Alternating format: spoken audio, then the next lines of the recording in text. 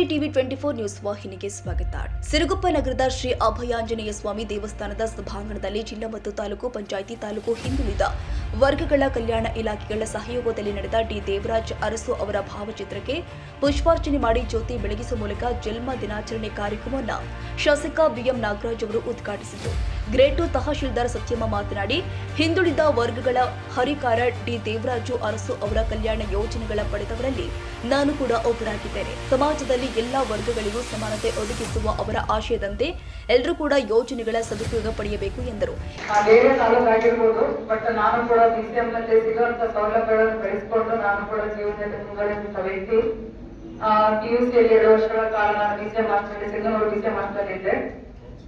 ಇವತ್ತ ಸರ್ ಏನು IAS KS ಬಗ್ಗೆ ಕೋಚಿಂಗ್ ಹೇಳ್ತಾ ಇದ್ರಲ್ಲ, ಇವನ್ ಕೂಡ ಅದರ ಬೆನಿಫಿಷಿಯರ್ ಕೂಡ ನಾನು ಕೂಡ ಹೌದು. ನಾನು ಕೂಡ ಎಕ್ಸಾಮ್ ಅಲ್ಲಿ ಪಾಸ್ ಮಾಡ್ಕೊಂಡು ಆಮೇಲೆ ಕೋಚಿಂಗ್ ತಗೊಂಡು ಪಾಸ್ ಮಾಡಿದ್ದೆ. KS 2020 ಆಗಿದ್ದ ನಾನು. ಸೊ ನಾವು ಇತಿಹಾಸದ ಪುಟಗಳನ್ನು ತೆಗೆದು ನೋಡಿದಾಗ ಪವರ್ ಅಂತ ಏನ್ ಕರಿತೀವಲ್ಲ, ಅದು only vested with few people. ಕೆಲವು ಕೈಗಳಿಗೆ ಮಾತ್ರ ಒಂದು ಅಧಿಕಾರನ ಸೀಮಿತವಾಗಿತ್ತು. ಮೇಲು ಕೀಳು ಇದೆಲ್ಲ ಕಣ್ಣಿಗೆ ಕಾಣುವಂತ ಕಾಲದಲ್ಲಿ, ಪೊಲಿಟಿಕಲ್ ಇನ್ಸ್ಟೆಬಿಲಿಟಿ ಇರುವಂತ ಸಿಚುವೇಶನ್ಸ್ ಅಲ್ಲಿ ಎಲ್ರಿಗೋಸ್ಕರ ಏನ್ ಕಟ್ಟೆ ಕಡೆಯ ಸಮಾಜದ ವ್ಯಕ್ತಿ ಇರ್ತಾರಲ್ಲ, ಅವ್ರಿಗೋಸ್ಕರ ದುಡಿದಂತ ವ್ಯಕ್ತಿ ಯಾರಂದ್ರೆ ದೇವರಾಜ ಅರಸು ಅವರು.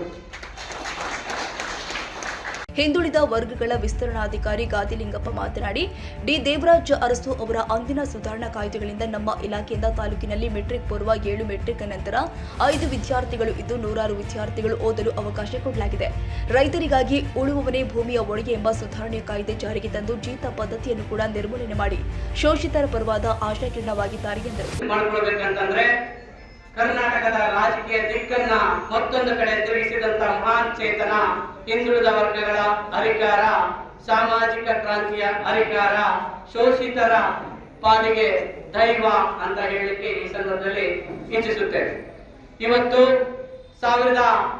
1977ರಲ್ಲಿ ವಿವಿಧ ಗ್ರಾಮಗಳಿಂದ, ಅಂದ್ರೆ ತಾಲೂಕಾ ಪಟ್ಟಣದಿಂದ, ಜಿಲ್ಲಾ ಪಟ್ಟಣದಿಂದ ಸುಮಾರು 40-45 ಕಿಲೋಮೀಟರ್ ದೂರದಿಂದ ನಮ್ಮ ಹಿಂದುಳಿದ ವರ್ಗದ ಬಡ ಪ್ರತಿಭಾವಂತ ಮಕ್ಕಳು ಬಂದು ಓದಬೇಕಾಗಿತ್ತು.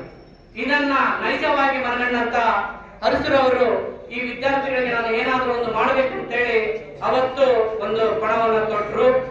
ಹಿಂದುಳಿದ ವರ್ಗಗಳ ವಿದ್ಯಾರ್ಥಿಗಳು ಪಟ್ಟಣಕ್ಕೆ ಬಂದು ಉನ್ನತ ವ್ಯಾಸಂಗ ಮಾಡ್ಲಿಕ್ಕೆ ಏನ್ ಮಾಡಬೇಕು ಅಂತಂದ್ರೆ ವಿದ್ಯಾರ್ಥಿ ನಿಲಯಗಳನ್ನ ಸ್ಥಾಪನೆ ಮಾಡಬೇಕು. ಇನ್ನು ಕಾರ್ಯಕ್ರಮದಲ್ಲಿ ಗಡಿ ತಾಲೂಕು ಸಿಂಧನೂರು ಸರ್ಕಾರಿ ಪದವಿ ಪೂರ್ವ ಕಾಲೇಜಿನ ಉಪನ್ಯಾಸಕ ಶರಣಪ್ಪ ವಿಶೇಷ ಉಪನ್ಯಾಸ ನೀಡಿದರು.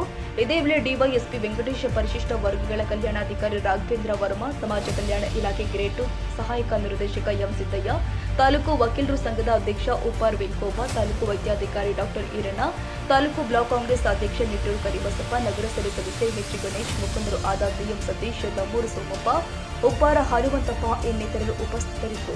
ಹೊಂದೂರಪ್ಪ, ಸಿರುಗುಪ್ಪ, ಟಿವಿ 24 ನ್ಯೂಸ್.